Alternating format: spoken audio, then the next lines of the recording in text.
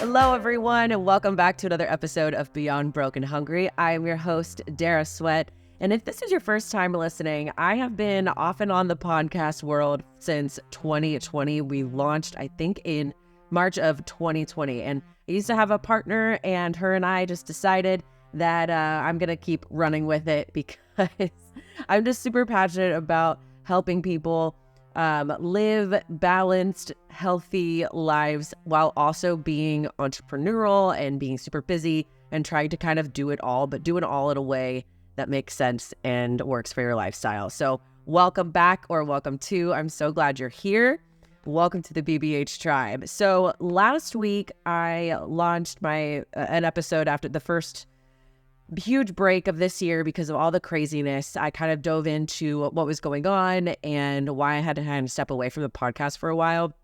And I mentioned a couple of things that I learned, just quick little points while I took that break. And so this week, I really want to dive into that a little bit more and kind of open up about those lessons that I learned in the time away, because I feel like whether you're taking a step back from your career or your fitness or whatever kind of goal you're working towards, but maybe things are getting a little overwhelming and you feel like you have to take a step back or, from one thing or another, I feel like this can be really helpful and relatable to either help you keep going in a way that makes sense to balance your lifestyle out, or feel okay to give yourself grace to take that break. So I'm going to share 4 kind of major lessons that I feel like I really learned while I took my time away from this particular part of like all of my passions. So number 1, burnout is real and it is okay to rest. Definitely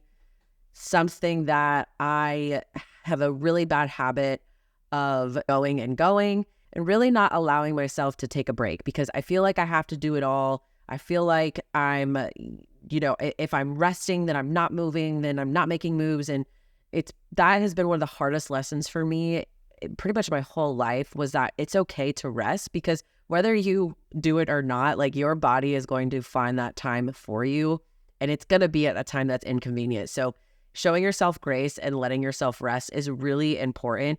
And it's easy to feel like when you're juggling it all, work, personal life, wellness routines, that you have to do it, or that you can't do it. And the most productive thing that you can do is rest. And I learned that firsthand, pushing through that burnout. Like, it doesn't get you closer to your goals. If anything, it pushes you further away from your goals, because instead of just like a gradual movement towards your goal, you try to go and go and go, and then you burn out and then you stop. So then you stay stagnant and you kind of plateau, or you don't move at all.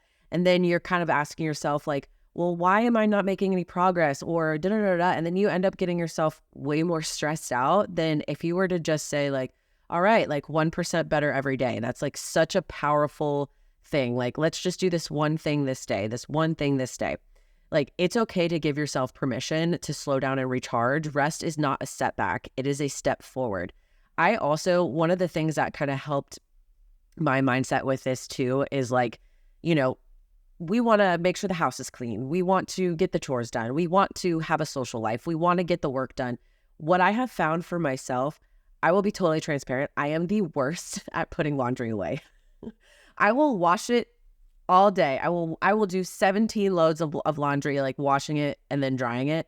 But I don't know why, but I don't like putting the laundry away. And it's like, once it gets to that part, I'm like, okay, well, I'm just going to leave it in the basket for, XYZ days, or like, I'll just do it later, or I'll do it later, or I'll do it later, or I'll move it from the laundry room to the couch, to the chair, to the bed, back to the chair, to the couch. And it's like 5 to 10 business days before I put the loads of laundry away. So one thing that I have been really working on, and I am currently still working on, is putting my laundry away when I do a load. So what I have done is, instead of just waiting for my basket to be full and then doing laundry then, I will wait for it to be like about halfway, or, basically one load size.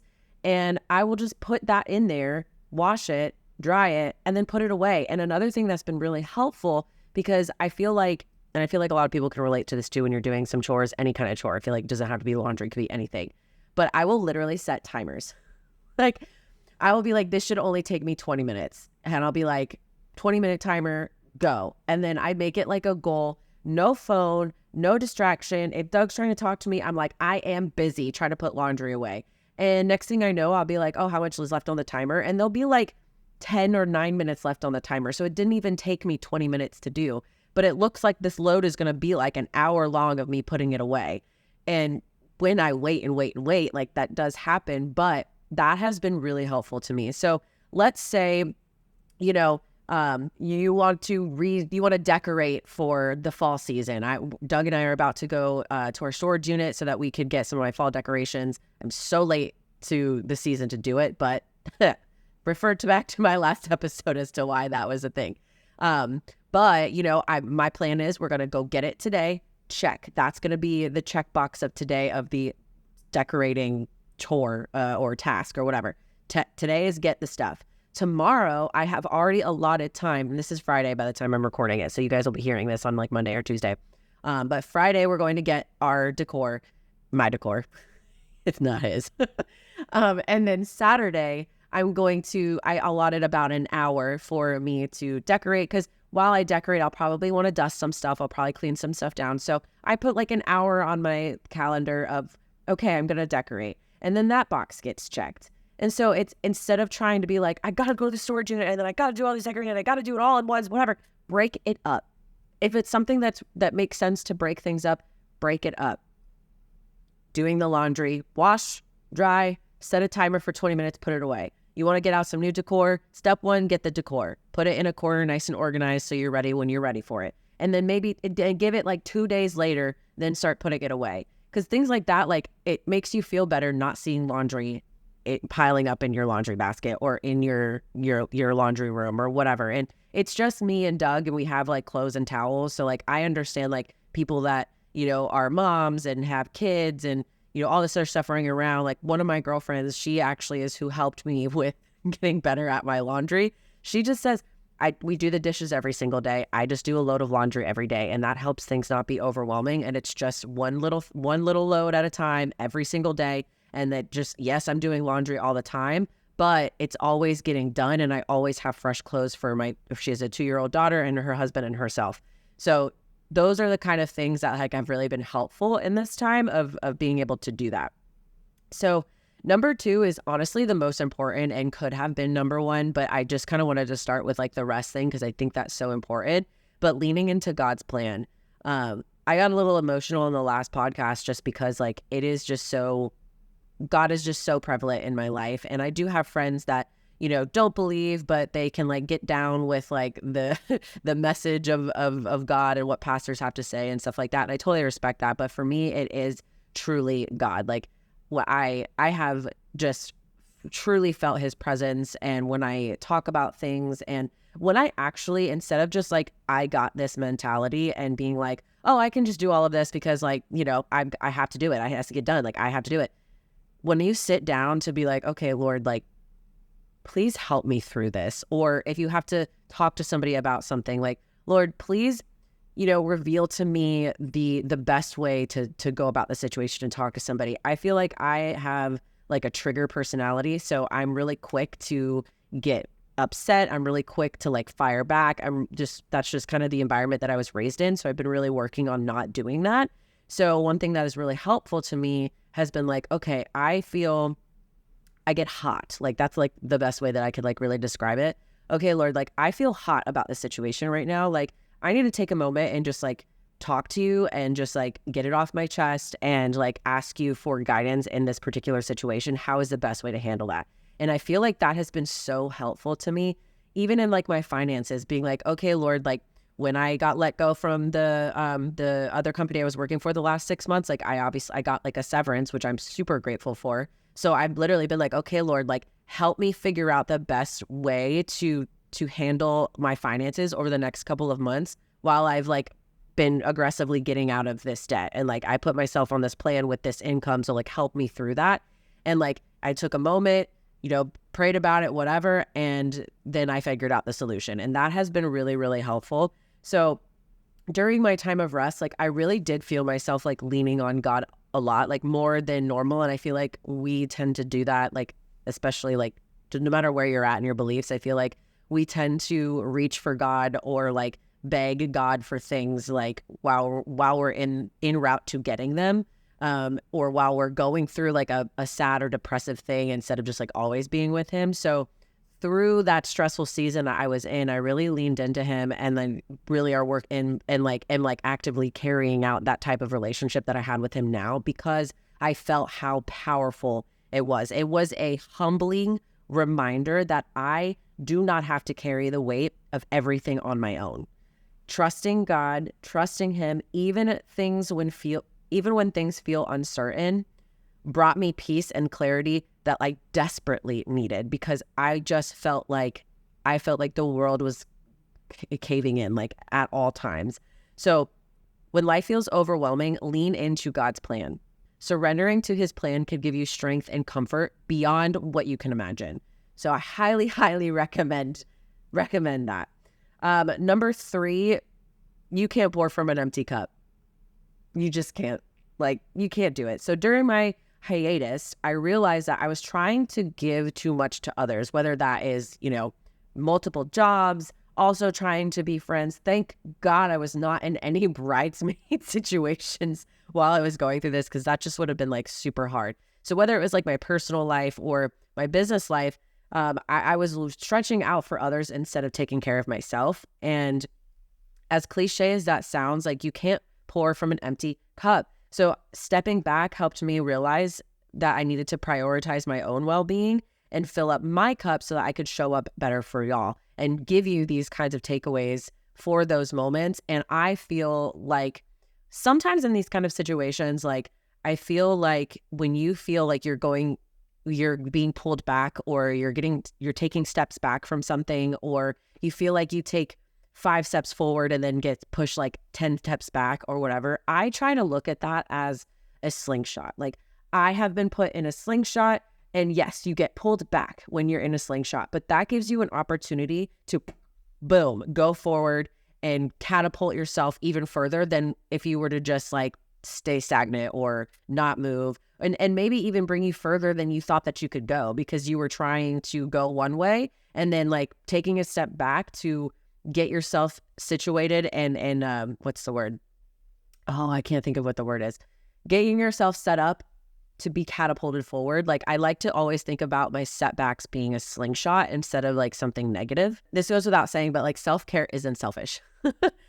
It means like taking a day off, or just enjoying a cup of tea in peace, finding moments to recharge so you can give your best to others. Like, that is just, you can't pour from an empty cup. If you are exhausted and you need to drive cross country to, go see your friend, like, get a night of sleep first and then go do that. It's just like a silly example, but just something like that. Like, if you're tired and you have to stay up all night, like, you might want to get some rest before you have to do that. Number 4, the journey is just as important as the destination. All of the time, all we want is the end goal, the end goal, the end goal, the end goal, the end goal. But you can't go from point A to point B without there being some journey in the middle. There's gotta be something in the middle. It doesn't just like, you just don't wake up one day and pray and go, Lord, I weigh 500 pounds and I want to wake up tomorrow and weigh 200 pounds.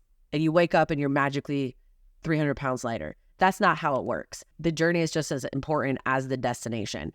So if you're going, let's say weight loss is your goal. If that is your goal, you have to show up every single day in some ways. It doesn't mean work out every single day. It could just mean some days you're getting your steps in. Some days you're going to yoga. Some days you're just letting your body rest. Like, all of those days are important, but what is being taught to you, or what are you learning on those days? So if you want to PR your back squat, you can't even back squat 50 pounds and you want to be able to get to 100 pounds. Well, you have to work on that every single week. There has to be some kind of strength cycling that you're on in order to get stronger. And what happens is you don't just get a PR back squat of 100 pounds or 400 pounds or whatever you're going for. You get a stronger core, a stronger back, stronger legs, quads, hamstrings, everything. You get stronger calves. Like, all of those things are part of the destination because it's part of the journey. You can't just go from lifting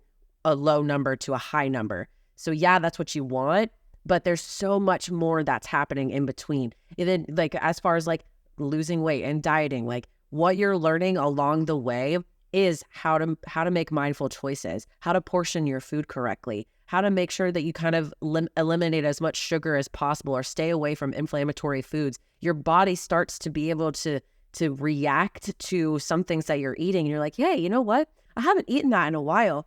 And it kind of like made my fingers swell up or made my face blush or whatever. Like maybe I should try not to eat that anymore. And you start to learn how to listen to your body. So you're not just losing weight and you're not just hitting your weight goal. You're learning the different things that make your body feel better, that make your mind feel better, that help you sleep better at night. You're learning all of these different things, if you're doing it right, along the way. So that part is just as important as the destination of where you're going. And that was something that, like, as far as like my fitness and stuff, like I was doing okay with it and I was keeping up as best as I could. I was mainly focusing in the nutrition aspect because that was what I could control. I really couldn't control when I got to the gym because my work schedule was just all over the place. And it's excuse for sure, whatever. But I was doing what I could to show up there.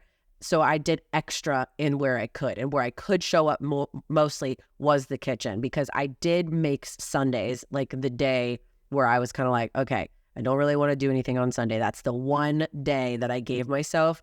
And that's when I would meal prep, kind of set stuff up for the week and do all those things. So again, like the journey is just as important as the destination because you get to learn so many things along the way. So while I was in this journey of being stressed, I learned how to balance things a little bit better. I learned what I don't want to ever have to do again, especially in my finances, being so financially irresponsible. And I thought that I was being responsible, but I wasn't, clearly, because of the hole that I was just in. And then, I think about like, I could have been X amount of dollars more rich or more better off, like if I didn't get myself in that hole. But I also, if I wasn't in that hole, I wouldn't have had to do what I had to do for the last 6 months. And I never would have organized my finances the way that I have them now, where it's like literally so specific Excel sheets. I talked about this a little bit in the last episode. So although this journey has been wild and crazy, getting to where I am now, I have learned so much more about myself. I have learned how to handle a little bit more of the stress. I've learned to be like, I'm stressed out, I'm going to go take a walk. Like, instead of letting myself just build up and get hotter and hotter and hotter and hotter until I'm angry. And then I start to make mistakes or start to say things I don't mean. And, like there's just those times when you're in those high stress situations that like goes back to that rest thing, right? Like, resting sometimes means like taking a break from the computer screen and going for a walk because like you're very frustrated. So those are the things that kind of like really like got me through like this whole journey and kind of what I've like learned through that. So like, don't be focused on the end result. Like, I was so focused on just getting out of debt and getting out of debt and getting out of debt. And although I did accomplish a huge portion of that, I learned so much more. Like, I learned, wow, things that I should have already had like in my belt, and you know what, it's okay. But I learned how to organize my finances better. I learned how to be a little bit more mindful about things. I learned that I never want to have to be in that situation again. So I'm going to do everything I can to not have to be, but I'm not going to have to do it in a way that I had to hustle for the last 6 months. Y'all know I'm a hustler. I don't mind showing up and doing what I got to do, but I don't ever want to have to do it the way that I had to do it ever again. Progress takes time. And it's okay if things don't happen overnight. So wrapping this up, taking a break was one of the best things that I could have done for myself. I missed showing up here and being here, but now I have so much more data that I can present and share with you guys about, kind of the things that I've learned and everything. It's given me a fresh perspective and renewed energy to continue to show up and do this. And so if you're feeling overwhelmed or burnt out, like, know that it's okay to step back and realign your priorities. You will come back stronger for it. I promise you. So let me know in the comments, in the emails, however you want to communicate with me. Have you ever taken a break from something important? What did you learn? I want to hear kind of a situation that you might have been in where you've didn't think you were going to learn the lessons that you did. But after you were through with it and you're kind of looking on the outside in, you're like, oh, wow, that's what I learned. And that's been super helpful. I want to hear from you about that. So thanks for sticking with me. Let's keep growing together. You got this, friend.